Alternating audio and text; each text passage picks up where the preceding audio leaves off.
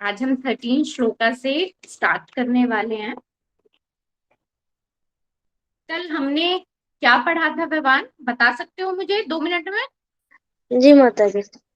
अ, कल हमने पढ़ा था कि हमें अपना नियत कर्म करना चाहिए, क्योंकि जैसे अगर टीचर को हमें स्कूल में कोई काम देते तो हमें उस काम को कर लेना चाहिए।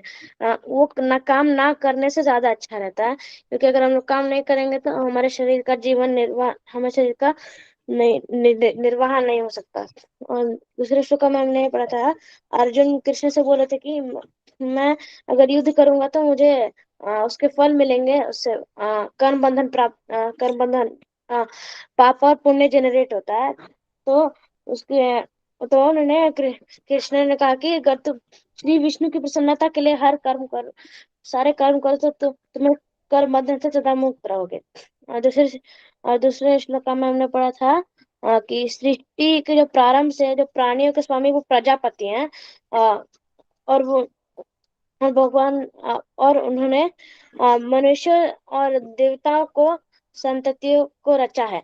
और भगवान ने यज्ञ किए थे, तो उन्होंने कहा था कि तुम इस यज्ञ से सुखी रहोगे और इसे तुम सुख पूर्वक रह सकते हो और मुक्ति प्राप्त कर सकते हो और वांछित वस्तुएं प्राप्त कर सकते हो।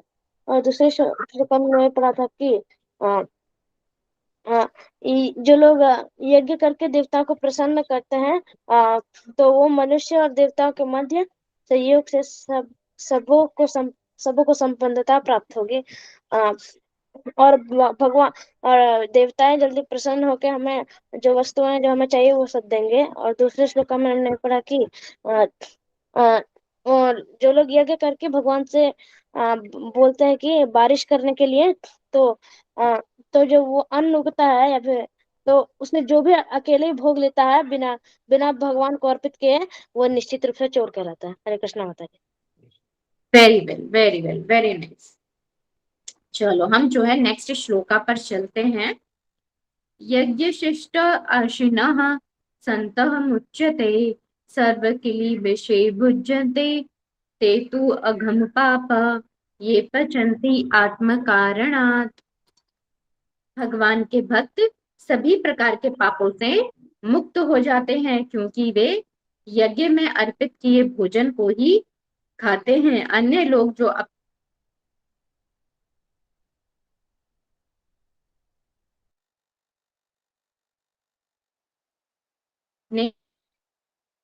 माता जी आपका वीडियो स्टक हो गया।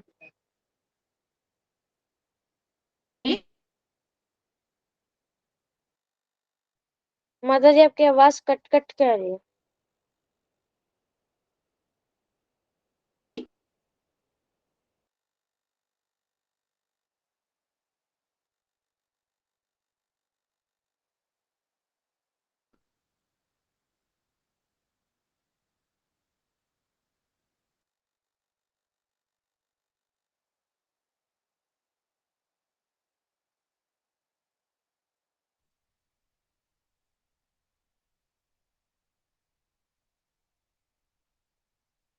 इन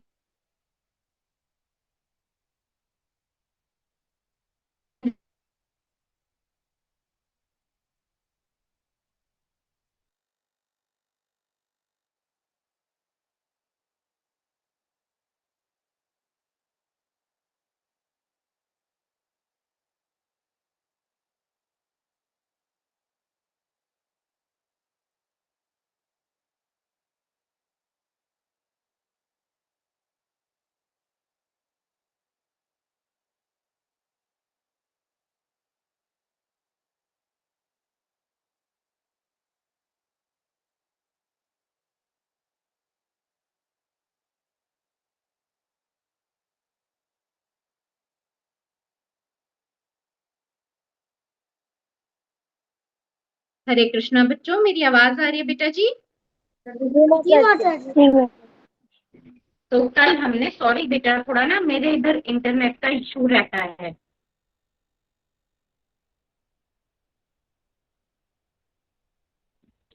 बेटा जी कल हमने ये देखा था कि जो भगवान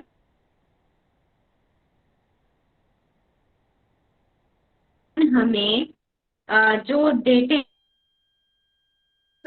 माता जी आपकी आवाज कट कट के आ रही है।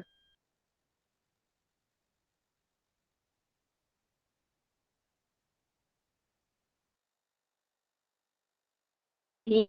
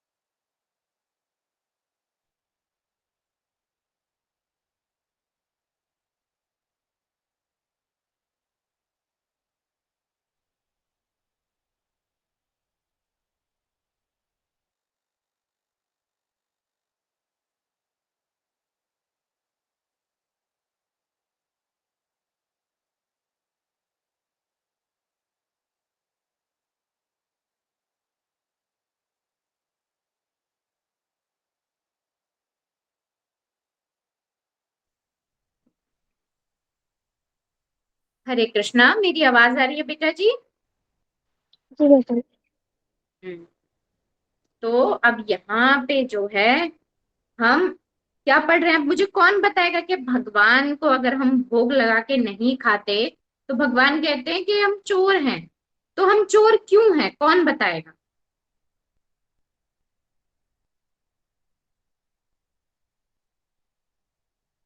बताओ बेटा, अगर हम भगवान को भोग लगा के नहीं नहीं खाते तो भगवान कहते हैं कि फिर हम चोर हैं, ऐसा क्यों कहते हैं? यस विवान। भगवान इसलिए कहते हैं कि हम लोग चोर हैं क्योंकि उन्होंने ये सब अन्न अन्न खेत और वो सब बीज बनाया है। और हम लोग और भगवान ने हमें इस जगत में लाया और कभी भी नहीं आकर नहीं कहा कि ये सब मेरा है, ये सब मेरा है। तो तो अगर वो मनुष्य भगवान को भोग लगाकर नहीं खाता तो भगवान देखो भगवान कह दिया हुआ है और वो अपने आप में सोच के खाता है तो उसको भगवान चोर कहते हैं। हरे कृष्ण कहते अब यहाँ पे जो है इस चीज को ऐसे समझो कि भगवान जो है वो संपूर्ण संसार के स्वामी हैं। ठीक है, उन्होंने जो है हमारी इस पृथ्वी पर हम इस जीवन को जी सकें, इसके लिए उन्होंने किस किस चीजों की व्यवस्था की है? उन्होंने पानी की व्यवस्था की है, उन्होंने हवा की व्यवस्था की है, और उन्होंने प्रकाश की व्यवस्था की है। ठीक है, धरती की व्यवस्था की है, धरती को कैसा बनाया? उपजाऊ बनाया है। ठीक है, धरती की व्यवस्था करी, बीजों की व्यवस्था करी। ठीक है, पेड़ पौधे लगाए हमारे लिए। ठीक है, हमें फल के पौधे हैं, सब्जियों के पौधे हैं, हर तरह का खाद्यान्न हमें भगवान ने दिया है। तो सब चार तो सबसे बेसिक चीज दी है भगवान ने। पहली चीज, धरती माता को उपजाऊ बनाया है। दूसरी चीज, हमें पानी दिया है। तीसरी चीज, हमें पेड़ पौधे ये प्रकृति दी है। ठीक है, और तीसरी और चौथी चीज क्या दी है? हवा दी है। ये सारी चीजें जो है हमारे अस्तित्व के लिए जरूरी है कि नहीं है? हैं। है माता जी। है माता जी, है जो माता। कृष्ण हैं, अगर वे पानी ना दें, वो कह दे इंद्र से, इंद्र तुम इस बार वर्षा नहीं करोगे, तो क्या कोई अन्न उगेगा धरती पर? नहीं माता जी। नहीं माता जी। कोई अन्न धरती पर नहीं उगेगा। तो भगवान इस संपूर्ण जगत के स्वामी हैं। जो भी यहाँ संपत्ति है, धन है, धान्य है, तो हमें यहाँ पर ये चीज समझना चाहिए कि हमें यहाँ की संपत्ति के लिए तो सबसे पहली बात तो झगड़ा नहीं करना चाहिए, क्योंकि ये संपत्ति जो है मृत्यु के पश्चात हम वहीं यहीं छोड़ के चले जाएंगे। और दूसरी चीज हमें ये समझ में आती है कि इस पूरे संसार के स्वामी तो भगवान है। तो भी हमारा लड़ना जो है बिल्कुल व्यर्थ है। ठीक है। और जब हम स्वामी की कोई चीज लेते हैं और उसको ऑफर करे बिना खाते हैं, है ना, भगवान को बताए बिना, हम एक तो हम उनकी दिए हुए संसाधनों का यूज कर रहे हैं और फिर हम उनको जो है वो भोग में दे भी नहीं रहे हैं। इसे एक और एग्जाम्पल से समझो। आपके घर में ना एक बूढ़ी दादी रहती थी, ठीक है। अब जो ये विवान है, विवान के घर में एक बूढ़ी दादी थी। विवान ने कहा, दादी आज ना तो मेरा मिठाई खाने का बड़ा मन कर रहा है, जलेबी खाने का मन कर रहा है। तो दादी ने कहा अपनी जेब से पैसे निकाल के कि ये ले, पैसे ले और जा अपने, तू मिठाई ले आ जो तुझे खानी है। अब जो है विवान घर घर से बाहर मार्केट में गए और 1 किलो जलेबी लेकर के आ गए।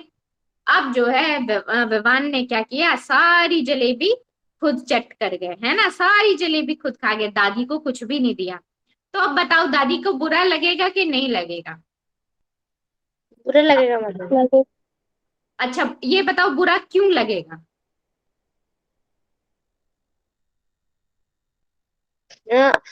इसलिए क्योंकि उन्होंने उन्होंने उसे उन्हें पैसा दिया था, तो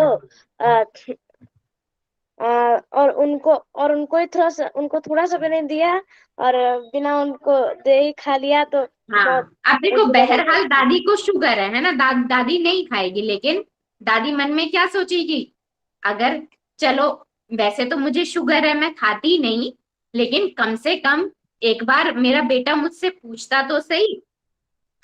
कहेंगी, दादी मन में सोचेंगी कि नहीं, अगर आप दादी की जगह पे होते और आप किसी को पैसे देते कि जा भाई जलेबी खा ले, है ना, और वो आकर के आपसे थोड़ी सी भी आपके साथ शेयर नहीं करता, तो आपको बुरा लगता।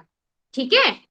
और इसको एक और एग्जाम्पल से हम इस तरह समझ सकते हैं कि जैसे मम्मी आई और मम्मी लेकर आई बहुत सारे आम लेकर के आई, और मम्मी ने धो के सब ना करके फ्रिज में लगा दिए।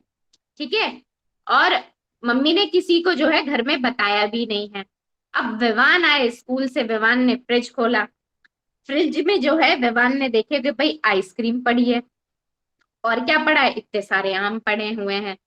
अब जो है विवान का क्या कर्तव्य बनता है, पूछ करके खाना बनता है या बिना पूछे झटपट खा लेना बनता है? पूछ कर खाना होता है।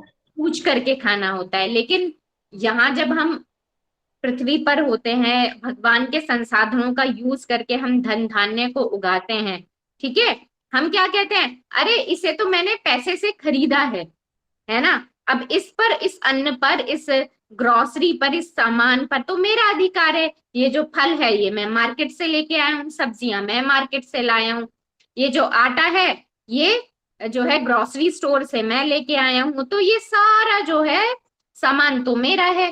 ठीक है, मुझे किसी से परमिशन लेने की जरूरत नहीं है। लेकिन ये सोचने की बात है, अगर भगवान बारिश ना करें, सूर्य की रोशनी की व्यवस्था ना करें, तो क्या कोई धन धान्य उग पाएगा?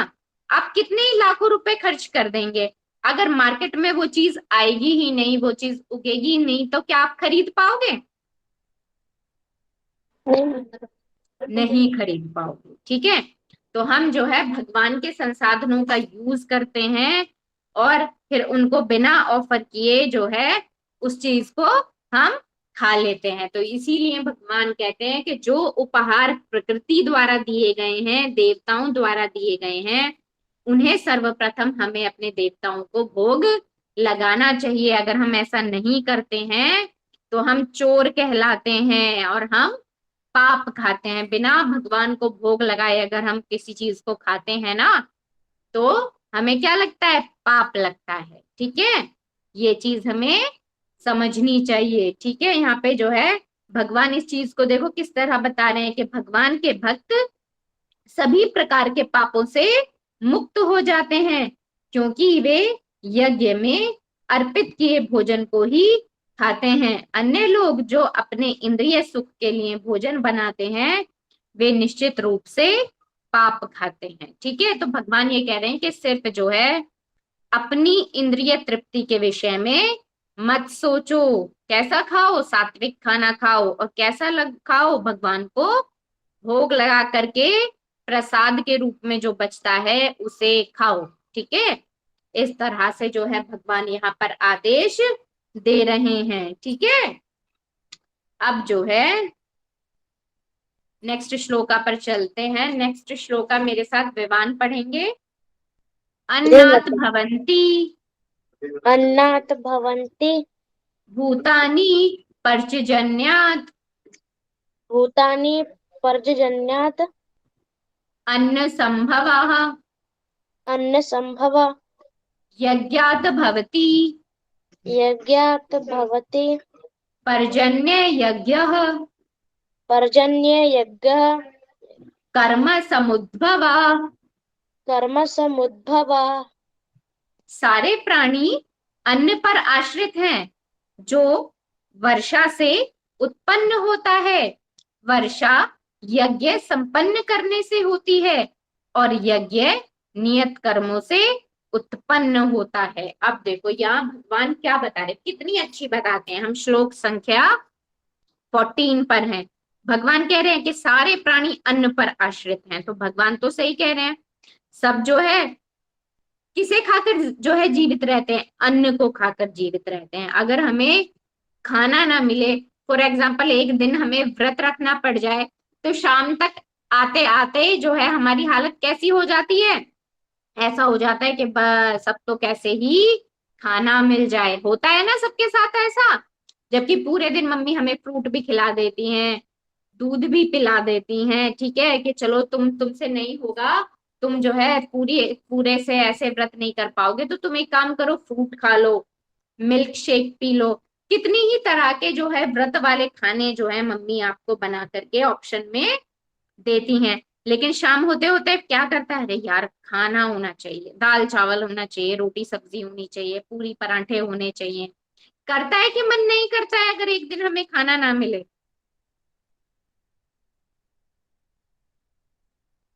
करता है कि नहीं बच्चों? जी माता जी। करता है, ठीक है, करता है। ठीक है, तो इस तरह से सारे के सारे जो प्राणी हैं वो अन्न के ऊपर आश्रित हैं, खाना चाहिए सबको। ठीक है, और अन्न कैसे उत्पन्न होता है? भगवान कहते हैं अन्न तो वर्षा से उत्पन्न होता है। और वर्षा कैसे होती है? वर्षा तब होती है जब हम यज्ञ करते हैं। हम और यज्ञ के देवता जो यज्ञ में करके हम जो है इंद्र देवता को प्रसन्न करते हैं। बारिश के देवता कौन है? इंद्र। इंद्रदेव है। तो हम क्या करते हैं, यज्ञ करके इंद्र देवता को प्रसन्न करते हैं, और इंद्र देवता क्या करते हैं, बारिश करते हैं। अब आगे भगवान कहते हैं वर्षा यज्ञ संपन्न करने से होती है, और यज्ञ नियत कर्मों से उत्पन्न होता है। क्योंकि जब हम यज्ञ करते हैं तो यज्ञ करने के लिए बहुत सारी सामग्रियों की जरूरत होती है। हमें क्या चाहिए, हमें घी चाहिए, है ना, हमें दुर्वा चाहिए, हमें और क्या चाहिए, हमें लकड़ियां चाहिए, हमें क्या चाहिए, हमें जो है मिठाइयाँ चाहिए, बहुत सारी चीजें यज्ञ करने के लिए, हमें भोग लगाने के लिए हमें बहुत सारी चीजों की जरूरत पड़ती है। वो सारी चीजें हमें प्रकृति प्रदत्त होती हैं, यानी कि प्रकृति से प्राप्त होती हैं। ठीक है, जैसे खीर है, हमें खीर बनानी है, तो खीर बनाने के लिए हमें क्या चाहिए, चावल चाहिए, दूध चाहिए और मीठा चाहिए। ठीक है, तो हमें चावल कहाँ से मिलेंगे, चावल तो भाई किसान उगाता है धरती से, और उगाने के लिए क्या चाहिए, पानी चाहिए। दूध कहाँ से आएगा, दूध तो भाई गाय से आएगा। ठीक है, और गाय की सेवा कौन करेगा, किसान करता है, गाय पालते हैं ना लोग। तो जो है किसान जो है दोनों चीजें करता है, गौ पालन करता है तो दूध मिलता है। ठीक है, और खेती करने से हमें अनाज मिलता है। तो यहाँ पे भगवान ये कह रहे हैं कि एक दूसरे पे जो आश्रित हैं, जो कोडिपेंडेंसी है हमारी, वो कहाँ से शुरू हो रही है, यज्ञ की शुरुआत किससे हो रही है, नियत कर्म से होती है। जब भी हम कोई मार्केट में चीज खरीदने के लिए जाते हैं तो उसे खरीदने के लिए क्या लगते हैं, पैसे लगते हैं। और वो पैसे, वो जो धन होता है, हमें हमें धन अर्जित करना पड़ता है। ठीक है, हम कोई ना कोई ऐसा अपना नियत कर्म करेंगे जिससे कि हमें क्या होगा, धन अर्जन होगा हमारा। उस धन से हम क्या करेंगे, हम उस धन से चीनी खरीदेंगे, घी खरीदेंगे, है ना, मीठा खरीदेंगे, तभी तो यज्ञ कुछ संपन्न होगा। ब्राह्मणों को दान दक्षिणा देंगे, ठीक है। तो यज्ञ करने के लिए हमें क्या चाहिए? यज्ञ करने के लिए हमें नियत कर्म करने होंगे, तभी तो यज्ञ की सामग्री इकट्ठी होगी। ठीक है बेटा जी।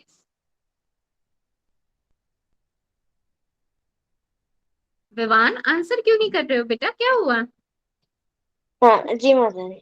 हाँ, मुझे पता लगना चाहिए ना कि आप लोग सुन रहे हो कि नहीं। तो यहाँ पे माइक। भगवान ने एक डिपेंडेंसी को दिखाया है कि नियत कर्म करने से क्या होगा? यज्ञ होगा। यज्ञ करेंगे तो देवता प्रसन्न होंगे और बारिश होगी। और बारिश होगी तो हमें हमारे जमीन पे क्या उगेगा? जमीन पर अन्न उगेगा। तो यहाँ पे प्रकृति और मनुष्य के बीच में क्या संबंध है? देखो, तीन चीजें। पहली प्रकृति, दूसरे देवता, ठीक है, जो उस प्रकृति को कंट्रोल कर रहे हैं, ठीक है। और तीसरा क्या है? मनुष्य। तीन फैक्टर है यहाँ पर। तीन कौन कौन से फैक्टर है विवान, बताओ मुझे। पहला है प्रकृति, और हम्म। दूसरा है देवता जो कंट्रोल करते हैं, और दूसरा है मनुष्य। मनुष्य। हम्म। हाँ तो यहाँ पे तीन फैक्टर के बीच में को डिपेंडेंस बना है। तो हम मनुष्य क्या करता है? कर्म करता है। कर्म करके वो क्या करता है? यज्ञ करने के लिए धन सामग्री एकत्रित करता है, ठीक है। और जब यज्ञ करता है तो यज्ञ से क्या होता है? देवता प्रसन्न होते हैं। और जब देवता प्रसन्न होते हैं तो प्रकृति में क्या होता है? प्रकृति में बैलेंस रहता है, ठीक है। बारिश होती है, सूखा नहीं पड़ता है, कोई महामारी नहीं आती है, ठीक है। तो जब बारिश होती है तो प्रचुर मात्रा में धन धान्य एकत्रित होता है, धन धान्य इकट्ठा होता है। और वो धन धान्य फिर कौन खाता है? भगवान को भोग लगाकर वो सारा धन धान्य मनुष्यों के भोग्य के लिए होता है, कि ठीक है, उसके बाद ही मनुष्य उस धन धान्य को खा सकता है, ठीक है। प्रकृति से सारी भोज्य सामग्री जो है हमें प्रकृति से प्राप्त होती है। क्या इतनी बात समझ में आती है बेटा जी? जी कि माता हम जी। किस जी तरह माता जी। से प्रकृति पर डिपेंडेंट हैं अपने सर्वाइवल के लिए, हम यहाँ पर ये चीज समझ रहे हैं। क्या इतनी बात समझ में आई बेटा जी? जी माता जी। जी। हम अपने सर्वाइवल के लिए हम किस पे आश्रित हैं? देवताओं पे आश्रित हैं, ठीक है। इनडायरेक्टली हम देवताओं पे आश्रित हैं, और डायरेक्टली बोले तो हम भगवान पर अपने सर्वाइवल के लिए आश्रित हैं, ठीक है। जब हम परेशान होते हैं, हमको लगता है हर चीज हम धन से खरीद सकते हैं, लेकिन नहीं। इस धन संपत्ति के ऊपर भी भगवान है, प्रकृति है। देखो, जब भी कई तरह से फ्लड आता है, कहीं पे बाढ़ आती है, भूकंप आता है, ठीक है, तो क्या लोग चाहते हैं कि बाढ़ आए, भूकंप आए? नहीं, लेकिन दैवीय जो है घटनाएं होती हैं, ये फ्लड आती है तो बहुत नुकसान होता है। और व्यक्ति को प्रकृति से जो कलेश मिलते हैं उन्हें हम कहते हैं आदि दैविक कलेश। तो ये सारे आदि दैविक कलेशों को भी हमें सहन करना होता है, ठीक है बेटा जी। जी कोई कुछ नहीं बोल रहा है। चलो आगे चलते हैं। माता अगला जी। श्लोक माता मेरे जी। साथ जो है, कौन पढ़ेगा अगला श्लोक मेरे साथ? जो है जैस्मिन पढ़ेंगी। चलो। कर्म ब्रह्मा उद्भवम कर्म ब्रह्म उद्भवम् विद्धि ब्रह्म अक्षरः विद्धि ब्रह्म अक्षरः समुद्भवम् तस्मात् समुद्भवम् तस्मात् सर्वगतं ब्रह्म नित्यं सर्वगतं ब्रह्म नित्यम् यज्ञे प्रतिष्ठितम्। यज्ञे प्रतिष्ठितम्। वेदों में नियमित कर्मों का विधान है, और ये वेद साक्षात श्री भगवान से प्रकट हुए हैं।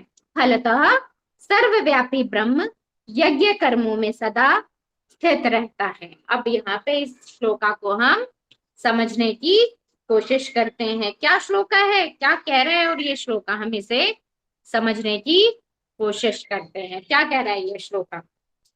वेदों में नियमित कर्मों का विधान है, और ये वेद साक्षात श्री भगवान परम ब्रह्म से प्रकट हुए हैं। फलतः सर्वव्यापी ब्रह्म यज्ञ कर्मों में सदा स्थित रहता है। अब यहाँ पे ये चीज हमें बताई जा रही है कि वेद जो है ना, वेदों के अंदर कर्म कांड दिए गए हैं। कर्म कांड का अर्थ है कि वेदों में हमें ये बताया गया है कि हम किस प्रकार से यज्ञ कर सकते हैं, किस प्रकार से हम देवताओं को किस प्रकार का यज्ञ करके हम उनको प्रसन्न कर सकते हैं। और जब हम देवताओं को प्रसन्न करते हैं तो ये ज्यादातर जो यज्ञ होते थे, ये सारे यज्ञ जो हैं राजा किया करता था। राजा क्यों ये यज्ञ किया करता था, कौन बताएगा मुझे? यस विमान। राजा इसलिए ये करवाता था ताकि वो इंद्रदेव को प्रसन्न करके वर्षा करवा सके और देवी देवता को हाँ, प्रसन्न कर सारे सके, यज्ञ कर्म उनको पाप प्राप्त जो कर है सकते हैं। सकाम इच्छाओं की पूर्ति के लिए किया करते थे। राजा इसलिए यज्ञ किया करता था ताकि उसकी प्रजा के ऊपर जो है आदि दैविक कलेश जो है वो ना आए, कोई बाढ़ ना आए, कोई सूखा ना आए, प्रचुर मात्रा में जो है उसके राज्य में धन धान्य उत्पन्न हो। ठीक है, जो है जो इस राज्य की समृद्धि है वो प्रकृति पर डिपेंड करती थी। तो वो क्या करता था कि प्रकृति में सब सुचारू रूप से चले, मेरा राज्य जो है सुख समृद्धि से भरा रहे, इसलिए वो क्या करता था, कर्मकांड करता था, देवताओं को प्रसन्न करता था। और देवताओं को प्रसन्न करने के लिए क्या किया करता था, यज्ञ किया करता था। ठीक है, अब जो है यहाँ पे बताया जा रहा है कि जो वेद है ना, वेद कहाँ से प्रकट हुए हैं, ओरिजिन बताया जा रहा है। तो वेद जो है वो परम ब्रह्म से प्रकट हुए हैं, यानी कि भगवान ने वेदों का ज्ञान किसे दिया, ब्रह्मा जी को दिया। और ब्रह्मा जी ने किसे दिया, ब्रह्मा जी ने उसे जो है प्रजापतियों को दिया। ठीक है, वेदों का ज्ञान जो है, वेद वेद कौन कौन पढ़ सकता है पहले मुझे बताओ? ब्राह्मण पढ़ सकते हैं, क्षत्रिय पढ़ सकते हैं और वैश्य पढ़ सकते हैं। वेदों में हमें अपने जीवन को किस प्रकार से चलाना है वो सब जो है वहां पर लिखा हुआ है। ठीक है, सारे कर्म कांड वहां पर अवेलेबल हैं, सारी स्तुतियां वहां पर अवेलेबल हैं कि देवताओं को हमें किस प्रकार से प्रसन्न करना है और किस तरह से हमें इस पृथ्वी के संसाधनों का भोग करना है। ठीक है, ये सारी चीजें उसमें लिखी हुई हैं। ठीक है, आगे चलते हैं। फलता सर्वव्यापी ब्रह्म यज्ञ कर्मों में सदा स्थित रहता है। अब देखो, अब यहाँ पे ये कह रहे हैं कि यज्ञ का जो है अधिष्ठाता देव जो है वो कौन है। तो यज्ञ जो है, यज्ञ पुरुष जो है वो कौन है, वो साक्षात श्री भगवान है। ऐसा क्यों कहा जा रहा है, क्योंकि जो वेद है, जो कर्म कांड है, इसका ज्ञान कहाँ से आ रहा है, इसका ज्ञान परम ब्रह्म से हुआ है। तो उन यज्ञ का भोक्ता कौन है, यज्ञ के भोक्ता जो है श्री भगवान है। ठीक है, तो यहाँ पर ये चीज बताई गई है। यहाँ पे थोड़ा सा पढ़ लेते हैं वेद, यहाँ से पढ़ते हैं। यदि हम यज्ञ पुरुष विष्णु के परितोष के लिए कर्म करना है तो हमें ब्रह्म या दिव्य वेदों से कर्म की दिशा प्राप्त करनी होगी। सारे वेद कर्म आदेशों की संहिताएं हैं। वेदों के निर्देश के बिना किया गया कोई भी कर्म विकर्म या अवैध या पापपूर्ण कर्म कहलाता है। अंतः कर्म फल से बचने के लिए सदैव वेदों से निर्देश प्राप्त करना चाहिए। जिस प्रकार सामान्य जीवन में राज्य के निर्देश के अंतर्गत कार्य करना होता है, उसी प्रकार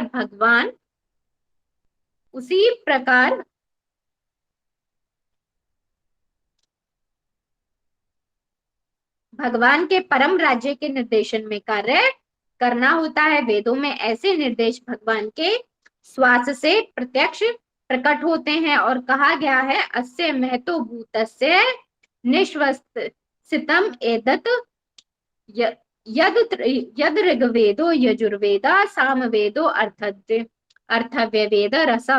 चारों वेद ऋग्वेद यजुर्वेद सामवेद तथा अथर्ववेद भगवान के श्वास से उद्भूत हैं, उद्भूत हैं। ब्रह्म संहिता से प्रमाणित होता है कि सर्वशक्तिमान होने के कारण भगवान अपने श्वास के द्वारा बोल सकते हैं। ठीक है, तो यहाँ पे जो है बताया गया है कि जो वेद आए हैं वो कहाँ से आए हैं, भगवान के मुख से आए हैं, भगवान के श्वास से वो प्रकट हुए हैं। प्रत्येक इंद्रियों के द्वारा अन्य समस्त इंद्रियों के कार्य श्री भगवान संपन्न कर सकते हैं। भगवान के लिए जरूरी नहीं है कि वो मुख से ही बोले, अपने भगवान जो है वो किसी भी अंग से कम्युनिकेट कर सकते हैं, किसी भी अंग से वो बोल सकते हैं। भगवान अपनी निश्वास के द्वारा बोल सकते हैं और वो अपने नेत्रों से गर्भाधान कर सकते हैं। वस्तुतः यह कहा जाता है कि उन्होंने प्रकृति पर दृष्टिपात किया और समस्त जीवों जीवों को गर्भस्थ किया। इस तरह प्रकृति के गर्भ में बद्ध जीवों को प्रविष्ट करने के पश्चात उन्होंने उन्हें वैदिक ज्ञान के रूप में आदेश दिया, जिससे वे भगवत धाम वापस जा सके। हमें यह सदैव स्मरण रखना चाहिए कि प्रकृति में सारे बद्ध जीव भौतिक भोग के लिए इच्छुक रहते हैं, किंतु वैदिक आदेशों इस प्रकार बनाए गए हैं कि मनुष्य अपनी विकृत इच्छाओं की पूर्ति कर सकता है और तथाकथित सुख भोग पूरा करके भगवान के पास लौट सकता है। बद्ध जीवों के लिए मुक्ति प्राप्त करने का यह सुनहरा अवसर होता है। अंततः उन्हें चाहिए कि कृष्ण भावना भावित होकर यज्ञ विधि का पालन करे। यहाँ तक कि जो वैदिक आदेशों का पालन नहीं करते वे भी कृष्ण भावनामृत के सिद्धांतों को ग्रहण कर सकते हैं, जिससे वैदिक यज्ञों या कर्मों की पूर्ति हो जाएगी। ठीक है, अब यहाँ पे पूरा जो है एक्सप्लेन किया है कि जो हमारे वेद हैं वो कहाँ से वो उद्भूत हुए हैं। ठीक है, और कैसे भगवान ने प्रकृति के ऊपर दृष्टिपात किया है। ठीक है, और सारे जीव जो हैं कैसे हो गए, गर्भस्थ हो गए और इस जो सृष्टि है इसका संचालन हुआ। ठीक है, कैसे ये सृष्टि जो है आगे बढ़ी। ठीक है, 84 लाख योनियों में जो है कितने जीव हो गए, 84 लाख प्रकार के जीव हो गए। ठीक है, आगे चलते हैं। और वेद जो वेद हैं, वेदों में क्या बताया गया है, वेदों में सकाम इच्छाओं की पूर्ति कैसे की जाती है, किस यज्ञ के द्वारा किस देवता को प्रसन्न किया जाता है, ये बताया गया है।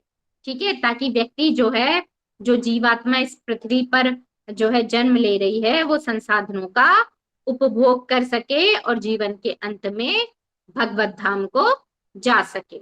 ठीक है, यस वैशाली, अब बेटा जी आप लेट आई हो। वैष्णवी, हमारी आधी क्लास हो गई है, ऑलमोस्ट हम एंड पर हैं।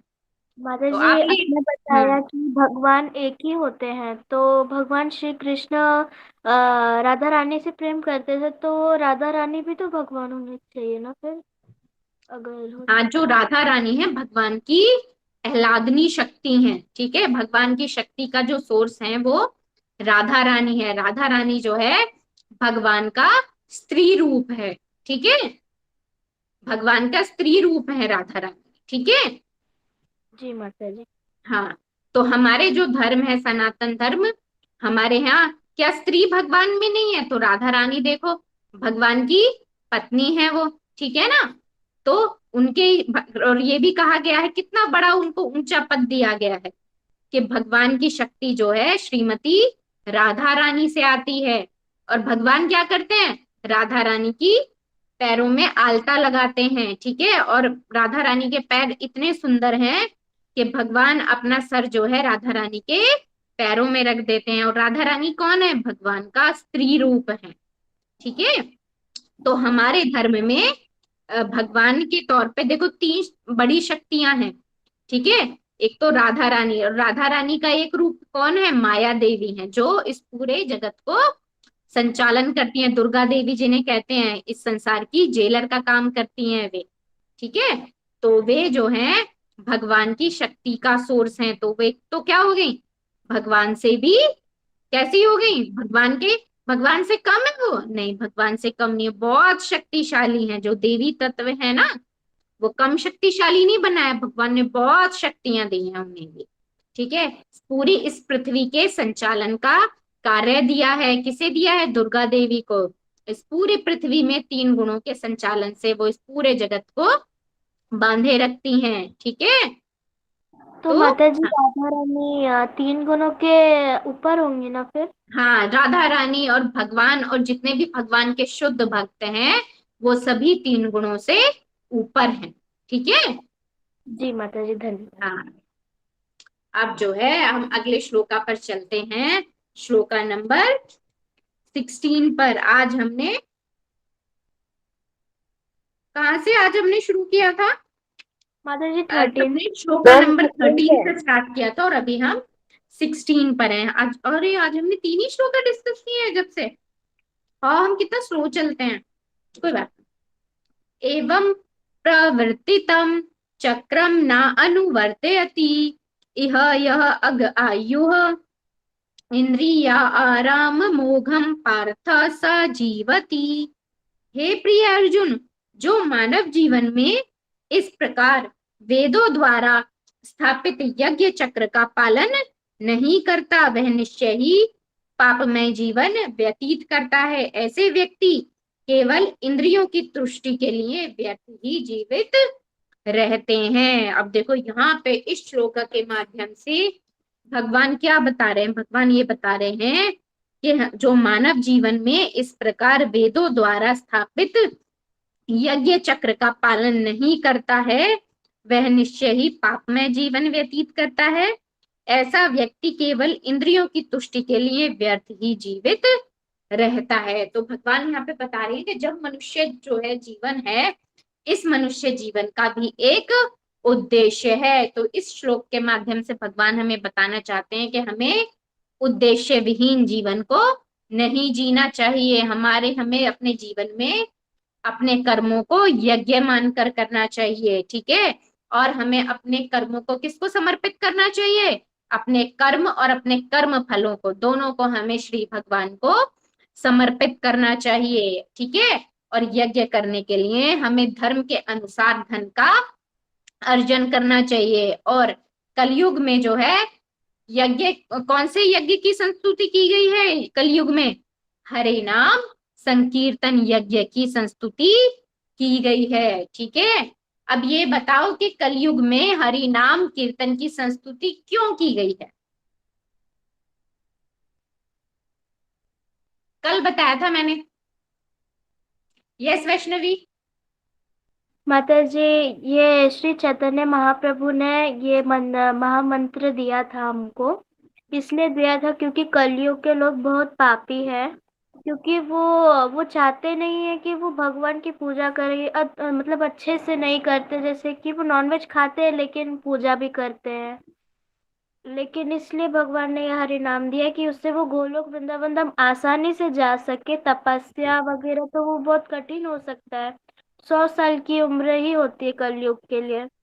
इसलिए भगवान ने हरि नाम संकीर्तन दिया कि जो कलयुग के व्यक्ति है, मनुष्य है, वो आसानी से मेरे पास आ सके। हरे कृष्ण। बिल्कुल बिल्कुल, भगवान ने बिल्कुल एकदम आसान कर दिया हमारे लिए हरि नाम यज्ञ की संस्तुति की। उन्होंने चैतन्य महाप्रभु को भेजा कि उन्होंने हमें सिखाया कि हमें किस प्रकार से भक्ति करनी चाहिए और हरे नाम संकीर्तन की संस्तुति की। उन्होंने उन्होंने बताया कि कलयुग में ना यज्ञ जो है, यज्ञ तपस्या ध्यान, ये सारी चीजें जो है करना कलयुगी जीव के लिए बहुत मुश्किल है।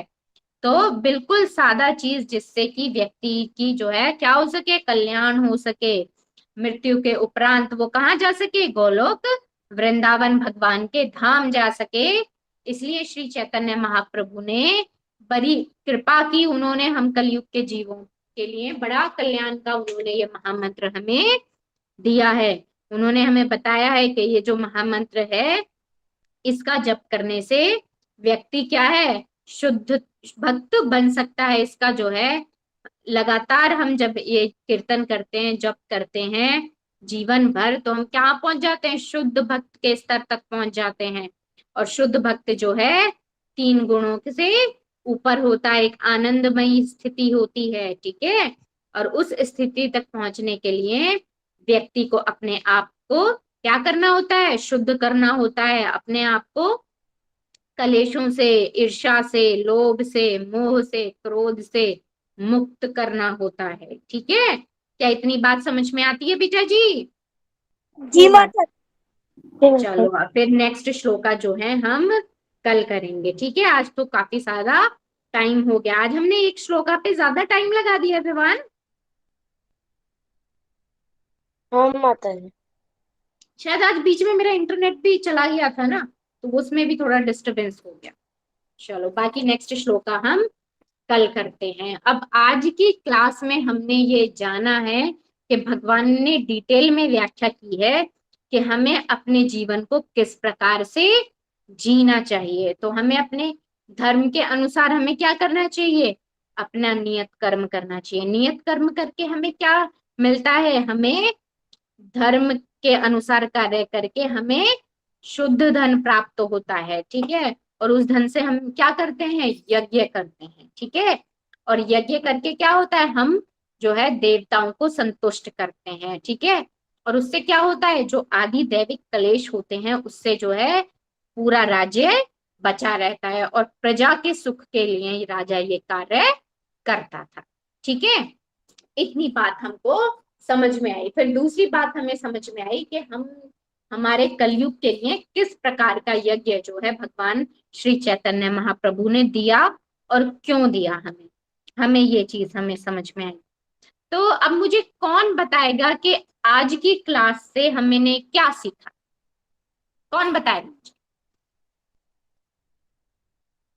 यस विवान बताओ बेटा, क्या सीखा आज की क्लास से? हाँ, आज हमने क्लास में सीखा कि जो भगवान के भक्त होते हैं वो सभी प्रकार के पापों से मुक्त होते हैं, क्योंकि वो यज्ञ करके भगवान को भोजन अर्पित करके तब वो खाता है। तो जो पिछले जन्म के जो पाप पुण्य होते हैं वो सब नष्ट हो जाते हैं। और वही जो अपने इंद्रिय सुख के लिए भोजन बनाते हैं वो निश्चित रूप से पाप खाते हैं। और दूसरा हमने श्लोका में नहीं पढ़ा था कि जो सारे प्राणी हैं वो अन्न पर आश्रित हैं, और जो वर्षा से उत्पन्न होता है, और वर्षा यज्ञ संपन्न होने से होती है। और जब हम लोग इंद्रदेव को प्रसन्न करते हैं यज्ञ करके, तब इंद्रदेव प्रसन्न होकर वर्षा करवाते हैं। चलो ठीक ठीक ठीक विवान, अभी हम यहीं पे रोकते हैं, ठीक है ना। एक चीज मुझे ये बताओ यहाँ पे सबके सब, अब आप जो है प्रकृति के साथ कैसा व्यवहार करेंगे? अब आपने तीन चीजों के बारे में आज जाना, प्रकृति के बारे में, मनुष्य की प्रकृति के ऊपर जो उनका डिपेंडेंस है, और तीसरे जो देवता देवता जो उस प्रकृति को कंट्रोल करते हैं। तो अब मुझे आप लोग ये बताओ, क्या अब आप प्रकृति को नुकसान पहुंचाओगे?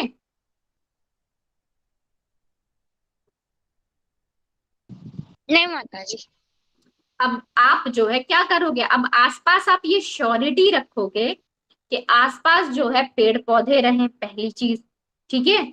और हमने क्या किया है, हमने अपने विगत के वर्षों में प्रकृति को बहुत ज्यादा नुकसान पहुंचाया है, जिसकी वजह से क्या हुआ है, आपने देखा होगा कि कैसे जो है बद्रीनाथ धाम में और केदारनाथ धाम में जो एक फ्लड आया था, बादल फटा था, याद है आप सबको? 2013-14 की बात है ये, ठीक है। जी माता। तो किस तरह से कितने लोग मारे गए थे।